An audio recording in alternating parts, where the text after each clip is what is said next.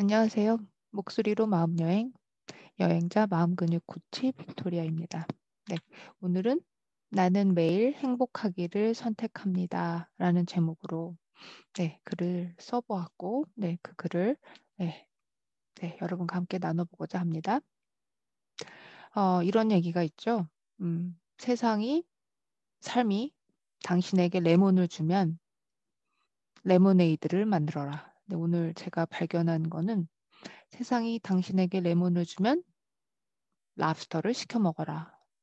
네. 라는 내용의 글을 봤어요. 그래서 레몬을 가지고 또 우리가 할 수 있는 게 레모네이드만 있는 게 아니라 랍스터를 시키면 그 랍스터도 찍어 먹을 수가 있죠. 랍스터 꼬리. 그래서 그런 내용을 봤습니다. 그래서 오늘은 그것에 관한 얘기를 하려고 그래요. 제가 지금 두 사람의 대화를 지금 만들어 보았어요. 무슨 내용을 이야기하는지 한번 잘 들어 주세요. 행복하십니까? 그럼요. 행복하고 싶어요. 그런데 친구랑 말다툼을 했어요. 그래서 지금 기분이 안 좋네요. 친구랑 사이가 좋지 않으면 행복하지 않다는 말인가요?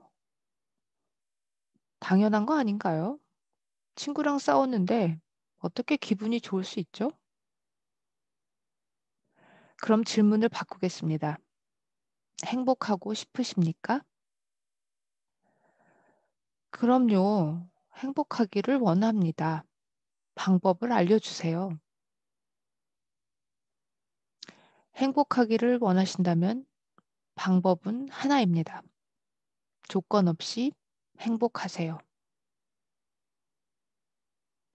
조건 없이 행복하라는 말이 무슨 말인가요?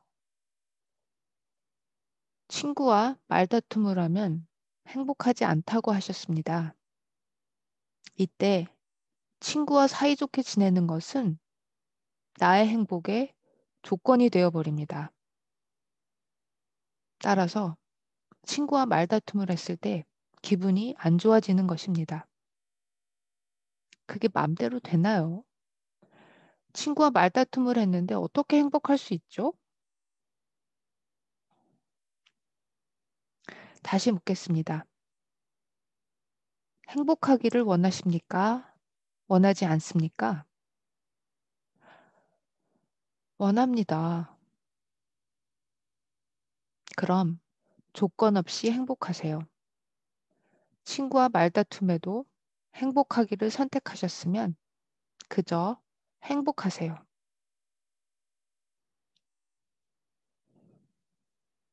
무슨 말씀하시는지는 알겠어요. 하지만 그게 가능할까요? 가능한지 안 가능한지가 중요한 게 아닙니다. 당신의 선택이 중요합니다.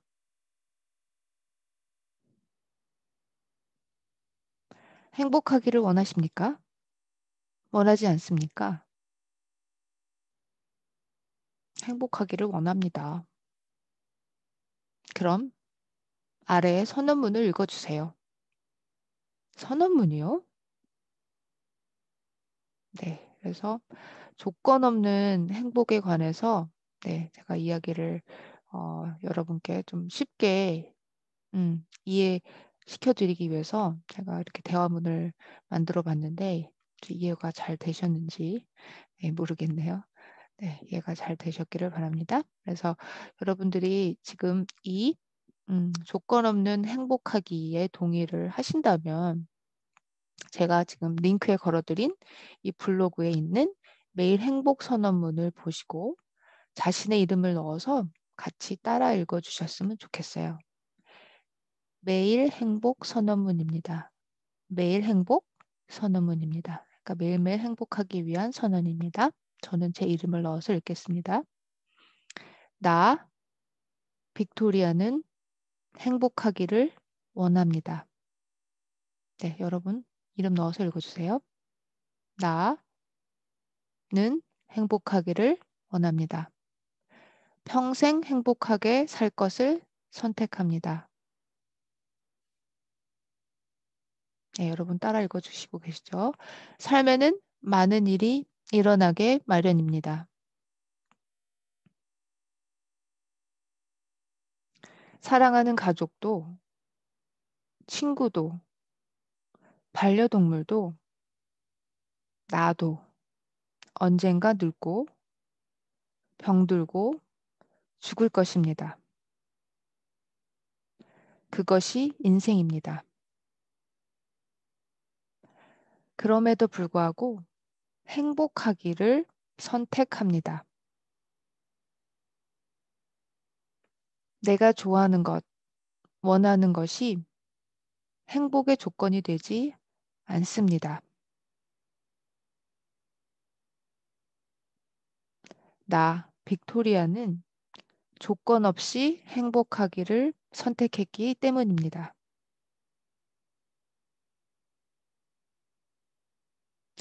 내가 싫어하는 것, 원하지 않는 것이 행복의 조건이 되지 않습니다.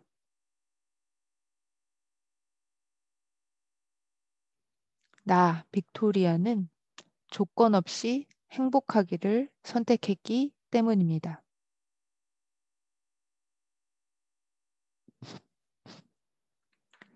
삶의 모든 경험을 즐기겠습니다. 무슨 일이 생기든 그 경험을 즐기는 선택을 하겠습니다. 행복을 원함으로 행복을 선택하겠습니다. 매일, 그럼에도 불구하고 지금 이 순간 행복하기를 선택하겠습니다. 영원하고 무한한 것을 바라보겠습니다. 나 빅토리아는 행복을 선택합니다. 행복을 선택해 행복하게 살다가 행복하게 죽겠습니다. 나는 행복합니다. 나는 행복합니다. 내 마음이 기쁨으로 가득합니다. 감사합니다. 감사합니다. 감사합니다. 목소리로 마음여행 빅토리아. 네, 숨을 어떻게 쉬고 계십니까? 몸이 경직되어 있고 호흡이 쉽지 않다는 것을 인지하는 순간 어깨에 힘을 빼고 최대한 천천히 숨을 들이쉬고 입으로 내쉬면서 오로지 호흡에만 집중하는 시간을 가져보세요. 그저 힘을 빼고 몸을 편안하게 할 때 호흡마저 편안하고 안정이 될 때 비로소 생각과 감정은 힘을 잃고 한 뼘 더 성장해 있는 내가 될 수 있을 것입니다. 오늘도 내 몸의 소리를 들으며 호흡을 관찰하며 행복한 수행하세요. The highest spiritual path is life itself. If you know how to live daily life, it all becomes a liberating experience. The Untethered Soul, The Journey Beyond Yourself, Michael A. Singer. 끝없는 영감, 열림, 사랑을 할 수 있는 방법이 있다면 당신은 어떻게 하시겠습니까? 삶의 모든 경험에 마음의 문을 열어주세요. 모든 일에서 유용함을 찾고 감사하세요. 문제를 보지 말고 원하는 걸 보세요. 그리고 당신의 내면의 진짜 나와 만나는 시간, 명상을 하세요. 생각이 현실이 됩니다. 목소리로 마음여행, 마음 근육 코치 빅토리아였습니다. 네. 그리고 제가 결심한 대로 오늘 5번째 날인데요. 네. 제 북나레이터 녹음을 위한 발음 연습과 영어 프레젠테이션을 위한 프레젠테이션 연습을 네 하도록 하겠습니다. 첫 번째는 발음 연습입니다. 저랑 함께 해 주세요. 제 블로그에 스크립트 보시면 같이 연습하실 수 있습니다. 모음 발음 연습입니다. 기그, 니느, 디드, 리르, 미무, 비브, 시스, 이으, 지즈, 치츠, 키크, 티트, 피프, 히흐, 기그기, 니느니, 디드디, 리르리, 미무미, 비브비, 시스시, 이으이, 지즈지, 치츠치, 키크키, 티트티, 피프피, 히흐히, 극이 느니 드디디디 르리 무미 부비 스시 의이 즈지 치치 크키 트티 푸피 흐히 운동 경기에서 고의로 반칙을 하면 주심이 경고의 표시로 옐로 카드를 주는데요. 그렇다면 옐로 카드를 3번 받았을 때 받게 되는 것은 무엇일까요? 현재 여러분들은 181.5 메가헤르츠 JTBC 꿀 FM을 듣고 계십니다. 이 프로는 언제 시작해서 언제 끝날지 모르는 김영철 씨의 토크 같은 프로그램입니다. 오늘 날씨는 북동 지방에 동진하는 고기압의 영향으로 동쪽에서 습한 공기가 유입되면서 산발적으로 빗방울이 떨어질 것으로 예상됩니다. 생각이란 생각하면 생각할수록 생각나는 것이 생각이므로 생각하지 않는 것이 좋은 생각이라 생각한다. 장이 없어서 장에 갈까 했더니 장이 아파서 장에도 못 가고 장맛도 못 보았다. 세계적인 법학 박사인 박 법학 박사와 백 법학 박사가 사돈을 맺어 화제입니다. 박 법학 박사는 백 법학 박사의 법학 선배이고 백 법학 박사의 딸 백 법학 박사가 다음 달 법학 빌딩에서 결혼을 올린다고 합니다. 이 결혼식에는 법학대학 동문인 변 법학 박사, 봉 법학 박사, 배 법학 박사 등 수많은 법학 박사들이 참석할 것으로 보입니다. 네. 그리고 녹음을 위한 대본을 또 연습을 해보도록 하겠습니다. 어제 이틀치 2개 편을 읽었는데요. 네, 그 다음 편을 계속해서 읽어보도록 하겠습니다. 모든 싸움은 사랑 이야기다. 정은혜의 싸움의 기술 중에서 바다가 가깝고 숲이 가까워서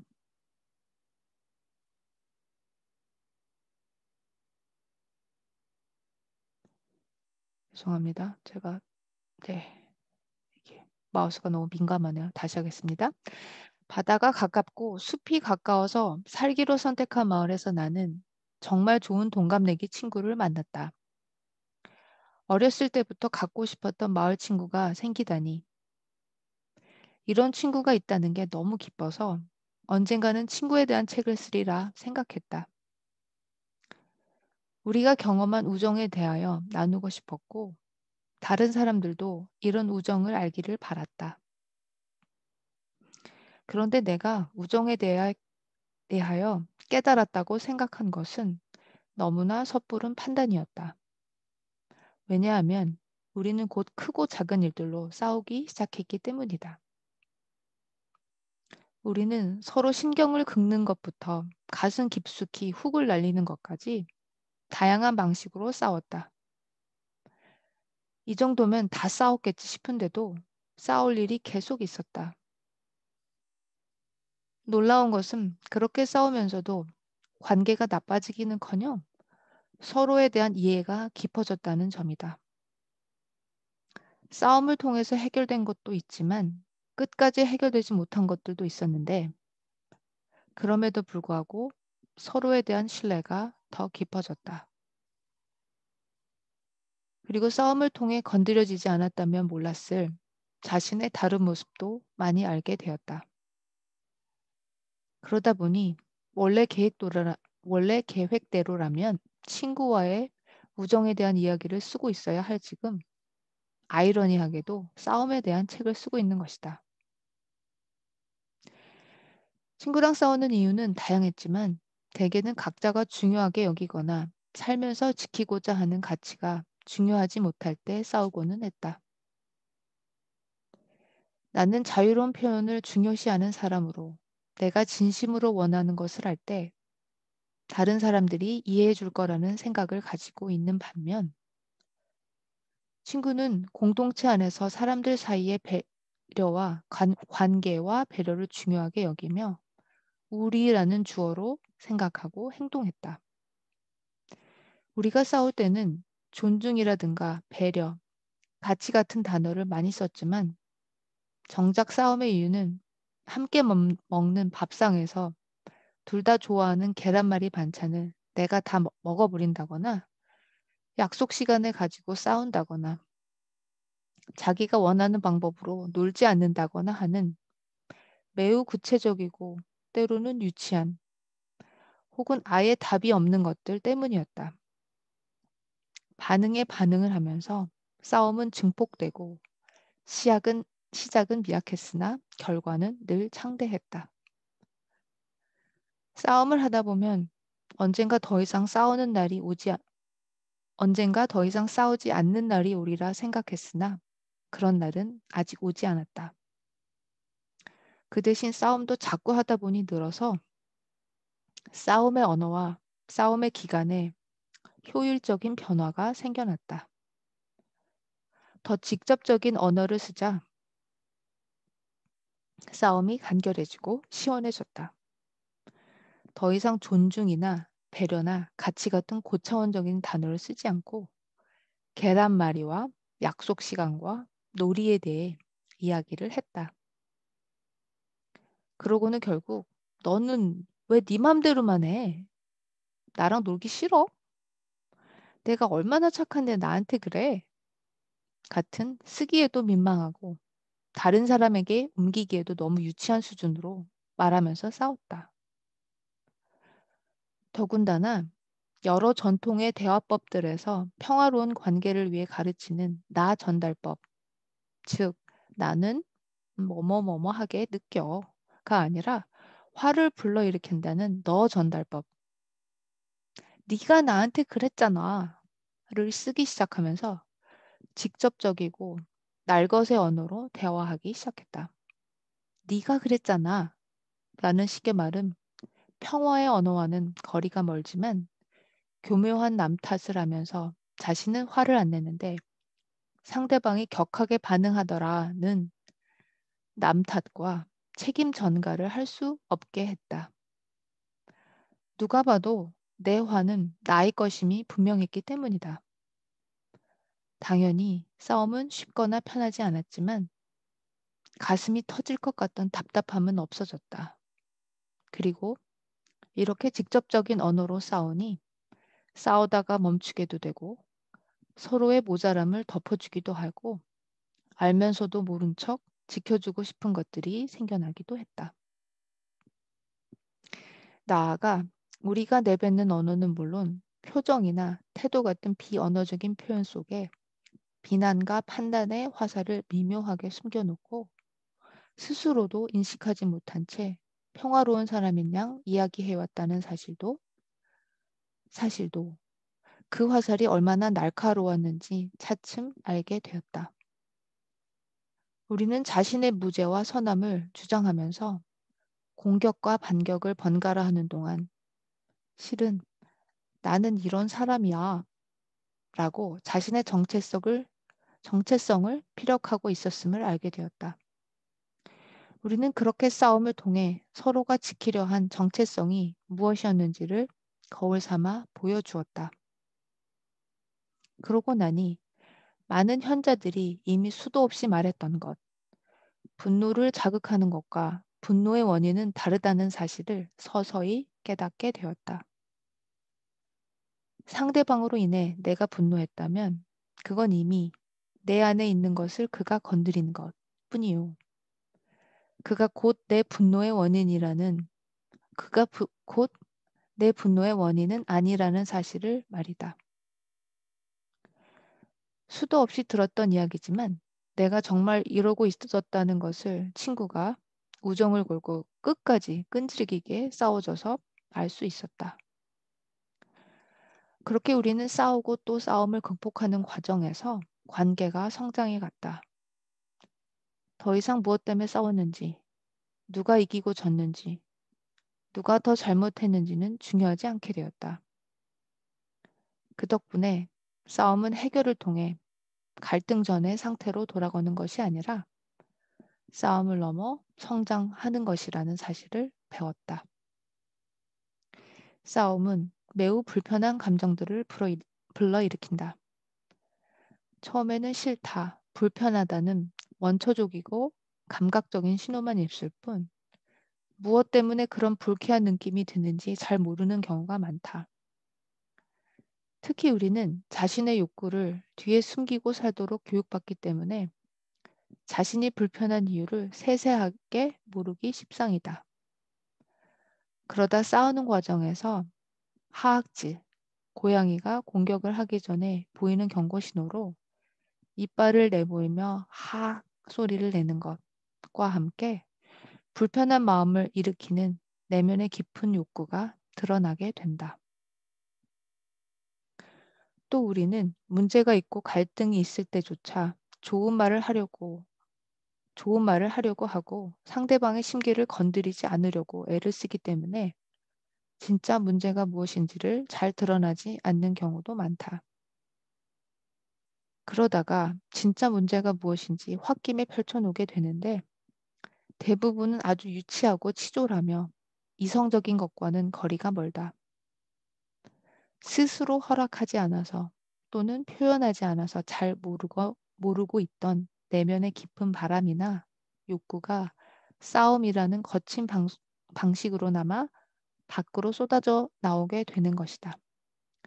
하지만 자신이 억누르고 있는 욕구가 있음을 알아차리고 숨쉴 공간을 만들어주고 보살핌의 에너지로 바라봐주면 그 욕구는 잠시 머물다가 사라질 수도 있고 자신의 삶을 긍정적으로 바꾸는 원동력이 될 수도 있다.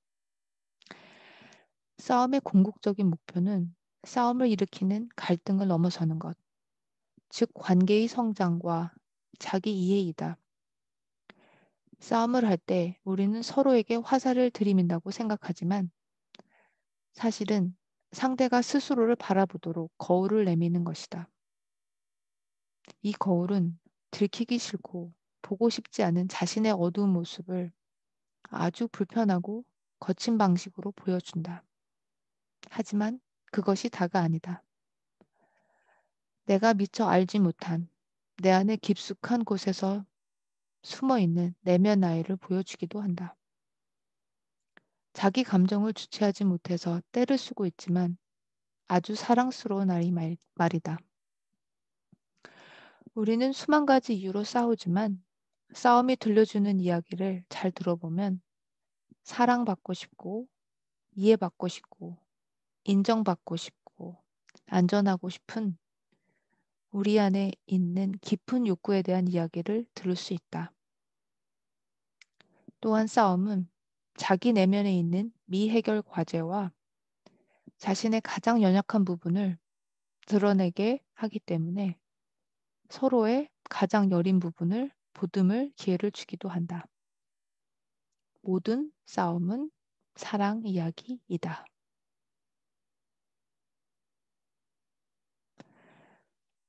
다음 글을 읽겠습니다.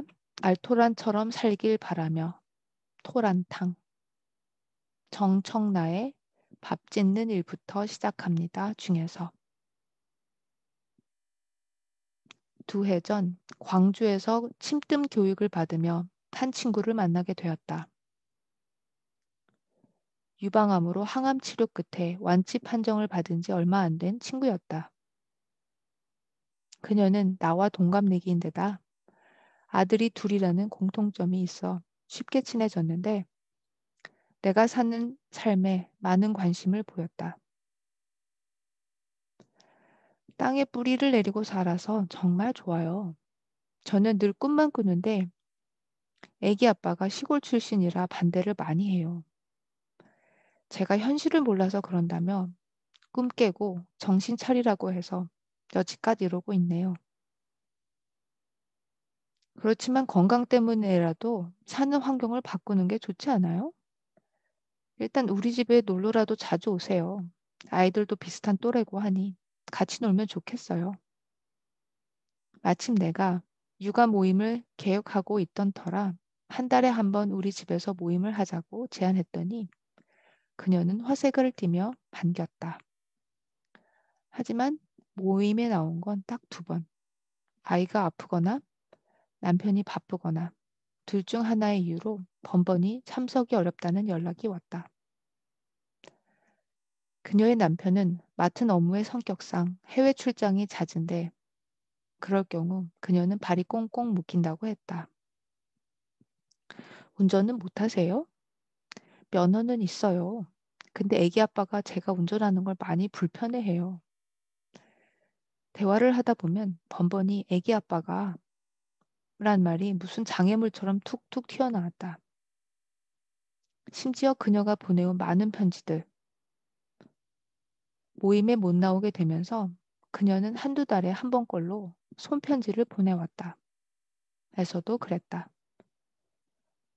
그녀는 그녀 자신을 새 장 속에 갇힌 새로 표현하며 언젠가는 자유롭게 될 날을 꿈꾼다고 했다. 그때마다, 그때마다 나는 말했다. 오늘이 좋아야 내일도 좋다고. 무조건 참고 견디는 게 능사는 아니니까 오늘 하루 어떻게 신나게 살지만 생각하라고. 만약 도시를 떠나는 게 명확한 답이라고 여기는데 신랑이 반대한다면 신랑에게 선전포고라도 내리라고. 하지만 내 말이 그녀에게 어떻게 가 닿았는지는 알 수 없었다. 그리고 몇 달이 지난 뒤 급하게 빈집을 알아봐 달라는 연락이 왔다. 병원에서 정기 검진을 받았는데 암세포가 간으로 많이 전이된 상태란다. 이제는 완치가 아니라 생명 연장을 위해 항암 치료를 하라는 권고를 받았는데 그녀는 병원 치료는 받고 싶지 않다고 했다. 그저 우리 마을에 이사와 나와 이웃해 살며 자연을 가까이 하는 게 마지막 치료법이 아닌가 여긴다고. 남편분은 뭐라고 하세요? 제가 이 지경이 되니 두 손 다 들었어요. 제 맘대로 하라네요. 때마침 우리 마을에 주인이 팔려고 내놓은 빈집이 있어 말했더니 당장 보러 오겠다고 했다. 상황이 상황인 만큼 이제는 자신의 삶을 더 이상 유보하지 않을 작정인 듯 했다. 그래요. 아직 늦지 않았어요. 어차피 누구나 내일은 장담 못하는 거 아니겠어요? 하루하루 빛나게 살다 보면 언제 아팠나 싶을 때가 올 거예요. 나는 진심으로 그녀를 응원하는 마음이 되었고, 내가 도울 수 있는 일이 있다면 최선을 다해 돕고 싶었다. 그리하여 그녀가 집을 보러 오겠다고 한 날, 정성을 다해 밥상을 차려내어 내 마음을 보여주었고, 복덕방 주인이라도 되는 양 빈집의 이모저모를 소개했다. 그러나 예상치 못한 상황이 펼쳐졌다. 그녀 말고 그녀의 남편이 팔려고 내놓은 집 말고 엉뚱한 땅에만 군침을 흘리는 게 아닌가? 당신이 저런 호껍데기 같은 집에서 살 수 있겠어? 당신은 추위를 많이 타잖아. 그 집 말고 그 뒤에 터가 좋던데. 거기는 안 판답니까? 그 뒤로 싹 밀어서 크게 주차장을 들이고 조립식으로나 조립식으로라도 집 하나 지으면 딱인데. 큰 주차장은 뭐 하시려고요? 가끔씩 지인들 불러서 고기도 구워 먹고 하려면 일단 주차장이 좀 넓어야지요. 그 말을 듣고 사실 나는 좀 놀랐다. 아내가 위독한 상황에서 손님들을 위한 주차장까지 생각하며 집을 보러 다니다니. 하지만 그녀는 나는 모르겠으니 당신 뜻대로 하소 하고 말았다. 여전히 남편의 뜻이 먼저였다. 그 뒤로도 그녀는 전화나 문자로 간간히 소식을 전해왔다. 남편 회사 가까운 곳에 평당 40만 원 하는 땅을 샀다고. 집 짓는 과정에서 몇 가지 문제가 생겨 공사가 지연되고 있다고. 건강이 악화되어 결국 항암 치료를 받고 있다고. 그러다가 며칠 전에 다시 전화가 왔다. 우여곡절 끝에 집 공사가 대략 마무리되었고 항암 치료 중에 몇 차례 죽을 고비를 넘기며 결국 치료는 중단한 상태라며 우리 집에 오고 싶단다. 와서 내년에 텃밭에 뿌릴 씨앗을 얻어가고 싶다면서. 나는 물론 환영이었다. 어쩌면 다시 볼 수 없을지도 모른다 여겼는데 다시 볼 수 있다는 것만으로도 얼마나 고마운지. 그동안 얼마나 고생이 많았겠나 싶어 또다시 밥상으로 내 마음을 보여주고 싶었다. 팥을 듬뿍 넣고 밥을 짓고 번거로워 잘 안 해먹게 되는 토란으로 탕을 끓이기로 했다. 지난해 우리 집에 왔을 때 토란탕을 끓였더니 그녀가 암에는 뿌리 채소가 약이라며 아주 맛나게 먹었던 게 떠올라서다. 다시마 담가 놓은 쌀뜨물에 미리 살짝 삶아 껍질을 까놓은 토란을 넣고 무와 당근도 썰어 놓고 생들깨를 진하게 갈아 함께 넣고 푹 끓였다. 간은 된장으로. 이제 탕이 끓는 동안 죽순나물을 볶고 밭에서 막 뽑아온 당근과 배추로 청국장 샐러드, 거기에다 동치미 썰어 올리고 숯불에 김 굽고 평소에도 밥이 약이 되어야 한다는 생각으로 밥상을 차리지만 그날은 더더욱 약이 되리라는 마음을 보탰다. 그녀가 알토란처럼 알차게 자기 삶을 살기를 바라는 마음까지도 담았다. 그동안 이 밥상이 얼마나 그리웠나 몰라요. 그녀는 울먹이며 숟가락을 들었고 다행히 밥을 맛있게 먹었다. 항암을 안 하니까 조금씩 입맛이 살아나고 있다고 했다. 입맛이 돌아오니 이렇게 돌아다닐 기력도 있다고. 그녀의 말을 들으며 우리가 밥심에 기대어 살아가고 있다는 사실이 실감나게 다가왔다. 그래, 사는 게 뭐 별건가? 잘 먹고 그 힘으로 사는 것. 그렇다면 잘 산다는 건 남 눈치 볼 것 없이 내가 나를 나답게 사는 것. 그러자면 먼저 새 장문부터 박차고 나와 누군가의 그늘에서 벗어나는 게 먼저일 게다. 지금껏 실속 없이 껍데기로만 살던 삶을 내던지고 온전히 알맹이로 살기. 그녀의 남편이 한자리에 있어서 툭 까놓고 내 진심을 다 말할 수는 없었다. 하지만 시금치, 당근, 완두콩, 구억배추, 울타리콩 등 여러 가지 씨앗을 챙겨 보내며 나는 속으로 당부하고 또 당부했다. 지금부터는 알맹이만 생각하라고. 그리하여 그녀만의 씨앗으로 솟구쳐 오르고 그녀만의 밥상을 차려내라고. 이 아픔이 부디 그녀에게 가장 소중한 스승이자 메시지가 되어 그녀의 길을 이끌어 주기를 바란다. 더불어 거품을 걷어내고 진정 붙잡아야 할 삶이 무언지 가르쳐 주기를. 네. 글이 너무 좋네요. 네. 그리고 네, 마지막 영어 프레젠테이션 연습 파일입니다. 네, 제가 아까 동영상을 봤는데요. 이 마틴 루터 킹 주니어가 그 링컨 기념관 앞에서 20만 그 각 미국 전국에서 올라온 그 미국의 그 아프리칸 아메리칸들을 모아 놓고 이제 그들에게 자기가 꿈꾸는 사회에 대해서 이야기하는 파일입니다. 네. 저희가 링크 보내드린 유튜브, 제가 링크 보내드린 블로그에 제 링크 있고요. 저는 그 중에서 이분이 연설을 하신 그 연설문을 네, 읽도록 하겠습니다. I'm happy to join with you today in what will go down in history as the greatest demonstration for freedom in the history of our nation. 50 years ago, a great American in whose symbolic shadow we stand today signed the Emancipation Proclamation. This momentous decree came as a great beacon light of hope to millions of Negro slaves who had been seared in the flames of withering injustice. It came as a joyous daybreak to end the long night of their captivity. But 100 years later, the Negro still is not free.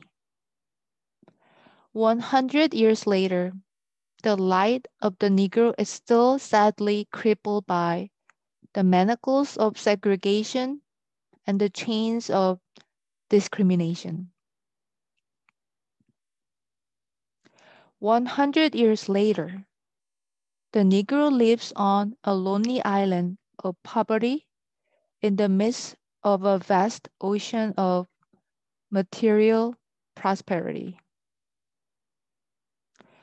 100 years later, the Negro is still languishing in the corners of American society and finds himself an exile in his own land.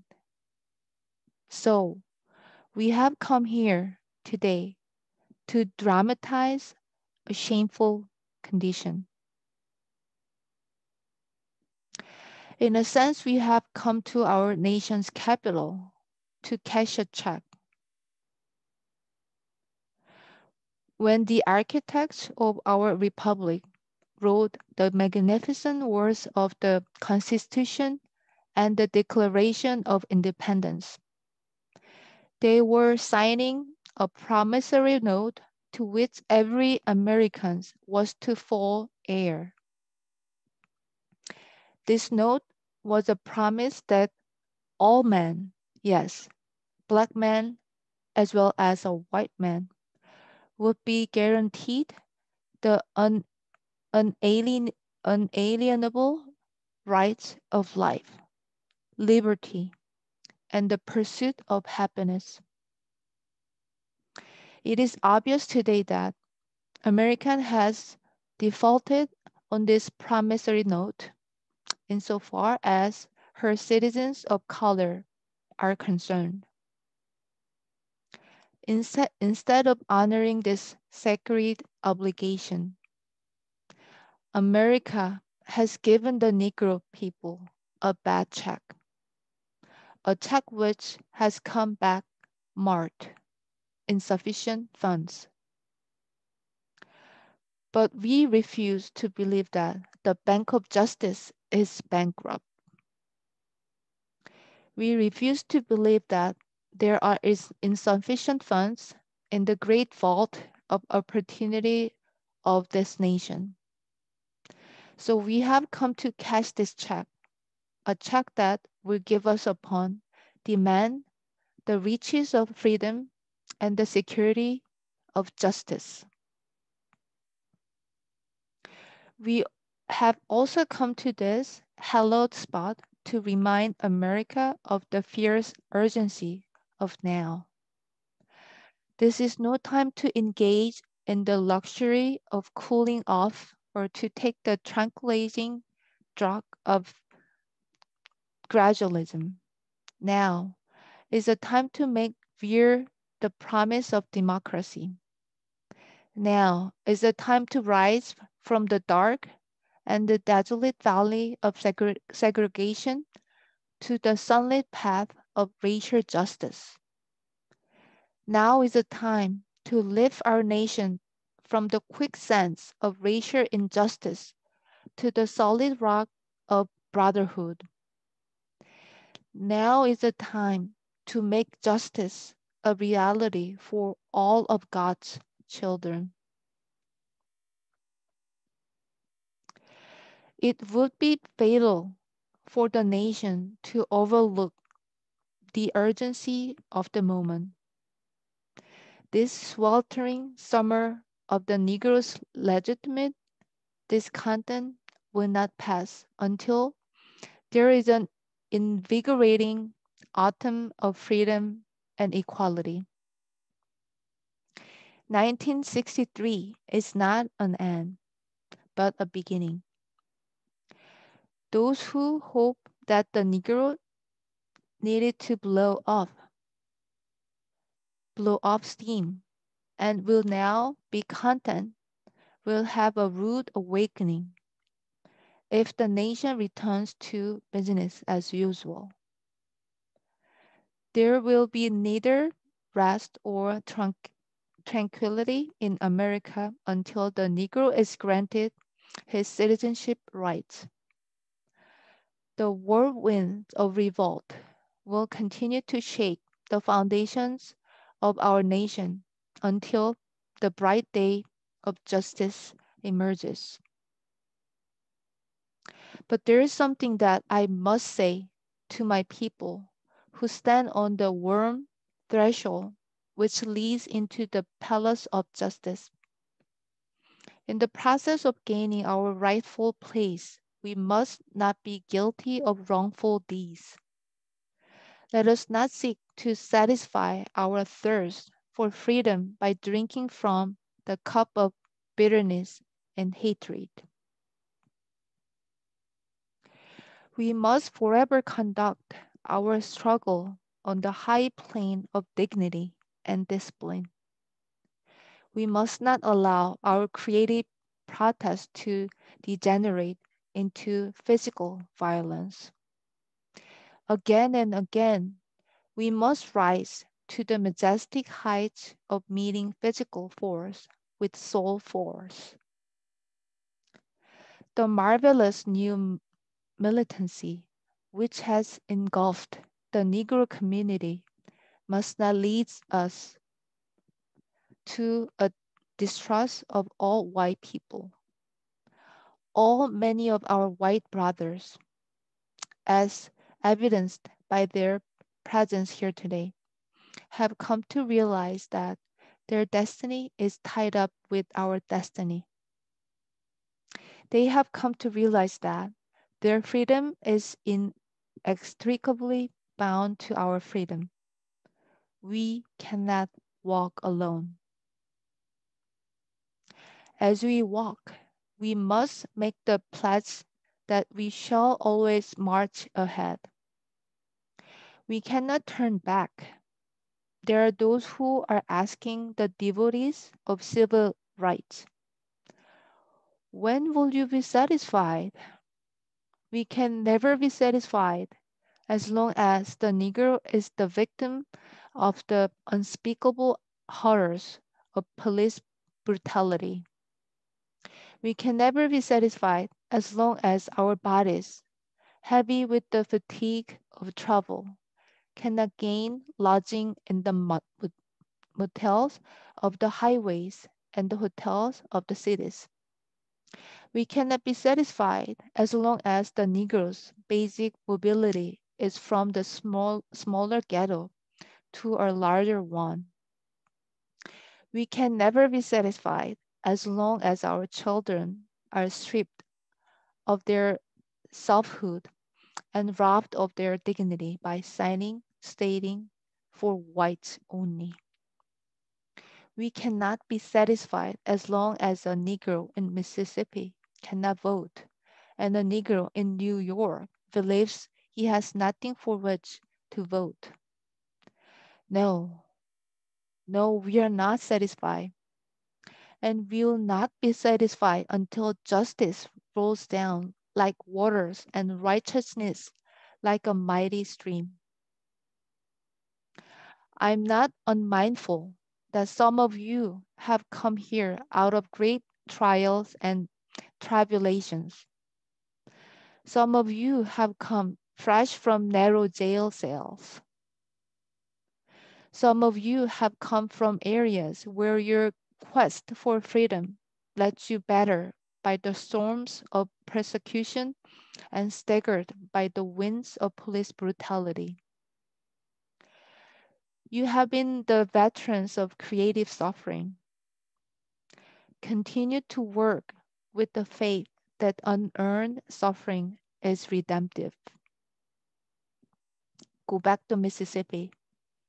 Go back to Alabama. Go back to South Carolina. Go back to Georgia. Go back to Louisiana. Go back to slums and ghettos of our northern cities, knowing that somehow this situation can and will be changed.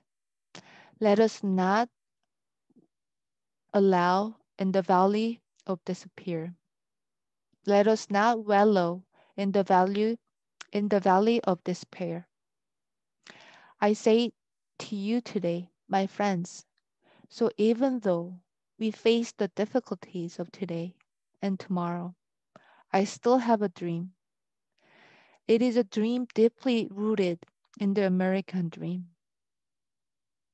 I have a dream that one day this nation will rise up and live out the true meaning of its creed.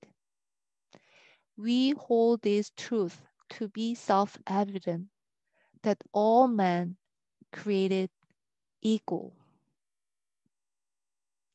I have a dream that one day on the red hills of Georgia, the sons of former slaves and the sons of former slave owners will be able to sit down together at the table of brotherhood. I have a dream that one day even the state of Mississippi, a state of sweltering with the heat of injustice, sweltering with the heat of oppression, will be transformed into an oasis of freedom and justice. I have a dream that my four little children will one day live in a nation where they will not be judged by their color of their skin, but by the content of their characters. I have a dream today. I have a dream one day down in Alabama with its vicious racists, with its governor having his lips dripping with the words of interpretation and the nullification. One day, right there in Alabama, little black boys and black girls will be able to join hands with little white boys and white girls as sisters and brothers. I have a dream today. I have a dream that one day every valley shall be exalted, every hill and mountain shall be made low. A rough place will be made plain, and the crooked places will be made straight, and the glory of the Lord shall be revealed, and all flesh shall see it together. This is our hope. This is our faith that I go back to the South with. With this faith, we will be able to hew out of the mountain of despair a stone of hope. With this faith, we'll be able to we'll be able to see, we'll be able to transform the jangling discourse of our nation into a beautiful symphony of brotherhood. With this faith, we'll be able to work together, to pray together, to struggle together, to go to jail together, to stand up for freedom together, knowing that we will be free one day. This will be the day when all the God's children will be able to sing with a new meaning. My country, 'tis of thee, sweet land of liberty, of thee I sing. Land where my fathers died, land of this pilgrim's pride. From every mountain side, let freedom ring. And if America is to be a great nation, this must become true. So let freedom ring from the prod, prodigious, prodigious, prodigious, prodigious hilltops of New Hampshire. Let freedom ring from the mighty mountains of New York. Let freedom ring from the heightening allegiance of Pennsylvania. Let freedom ring from the snow-capped Rockies of Colorado. Let freedom ring from the curvaceous slopes of California. But not only that, let freedom ring from the Stone Mountain of Georgia. Let freedom ring from Lookout Mountain of Tennessee. Let freedom ring from every hill and the molehill of Mississippi. From every mountainside, let freedom ring.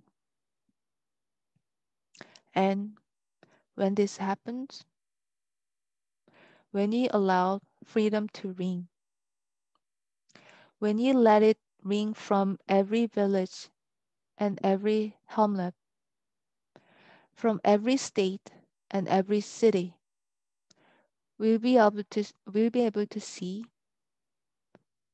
we'll be able to speed up, and that day when all the God's children, black men and white men, Jews and Gentiles, Protestants and Catholics, will be able to join hands and sing in the words of the old Negro spiritual.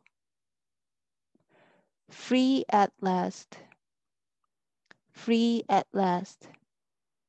Thank God Almighty, we are free at last.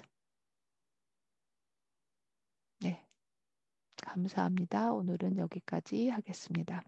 네, 좋아요, 구독 꼭 눌러주세요. 감사합니다. 바이.